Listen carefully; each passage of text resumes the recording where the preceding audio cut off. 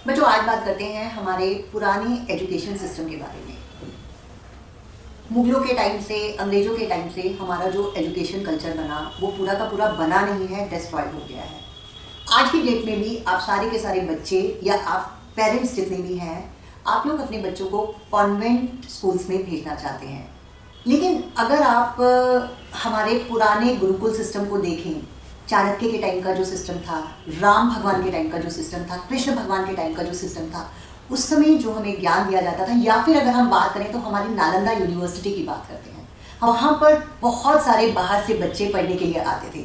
Whether it was China और Europe और Singapore, हर जगह से लोग हमारे यहाँ पढ़ने आते थे। और आज हम लोग बाहर जाना चाहते हैं पढ़ने के लिए। बच्चों, मैंने 25 से ज़्यादा कंट्रीज़ में ट्रैवल करा है, लेकिन जो हमारा इंडिया का कल्चर है ना, वो आपको कहीं भी देखने को नहीं मिलेगा। अपने उस इंडियन कल्चर को आप जितना ज़्यादा समझेंगे, उतना ज़्यादा आपको रियल एजुकेशन का मतलब पता चलेगा। आज का एजुकेशन सिस्टम रेक्टाफिकेशन पर बेस्ड है। आज का एजुकेशन सिस्टम डिग्रीज पर बेस्ड है। सोच कर देखिए, क्या हमको सही के अंदर जो ज्ञान मिलना चाहिए वो मिल रहा है? जिस वेस्टर्न कल्चर को 1800s या 1900s में पता चला था that our earth is round, हमारी पृथ्वी गोल है, ये बात हमारे इंडियन वैदिक सिस्टम के अंदर बहुत टाइम पहले ही, वेस्टर्न कल्चर से पहले ही पता चल चुकी थी। वी कॉल इट भूगोल। जियोग्राफी को हम लोग हिंदी लैंग्वेज के अंदर भूगोल का सब्जेक्ट बोलते हैं। भूगोल यानी कि अर्थ इज राउंड, ये चीज़ तो हमारे वैदिक सिस्टम के अंदर पहले ही पता चल चुकी थी। तो आप हमारे इंडियन एजुकेशन सिस्टम को जितना डीपली अंडरस्टैंड करने की कोशिश करोगे, उतना आपको समझ आएगा कि हमारे अंदर ज्ञान का सागर भरा हुआ है।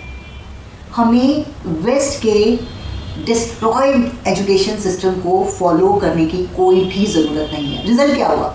हमारे कॉन्वेंट एजुकेटेड बच्चे जो प्रेशर हम पर एजुकेशन का पड़ रहा है, उसका क्या रिजल्ट हो रहा है? कोटा में सुसाइड। कितने बच्चे कोटा में सुसाइड कर रहे हैं? What for? Because of that undue pressure. क्या इसको आप ज्ञान बोलेंगे? रियल ज्ञान क्या है? जो आपको जिंदगी जीने का एक सही तरीका सिखाए, जो आपको प्रोग्रेस की तरफ आगे ले जाए। लेकिन ये एजुकेशन सिस्टम तो बच्चों को सुसाइड की तरफ ले जा रहा है। बच्चे इतना ज़्यादा प्रेशराइज फील करते हैं कि वो अगर अपने पेरेंट्स के एम्बिशंस को फुलफिल नहीं कर पाते तो वो सुसाइड करने के लिए मजबूर हो जाते हैं। अरे, एजुकेशन सिस्टम को चेंज होने की ज़रूरत है।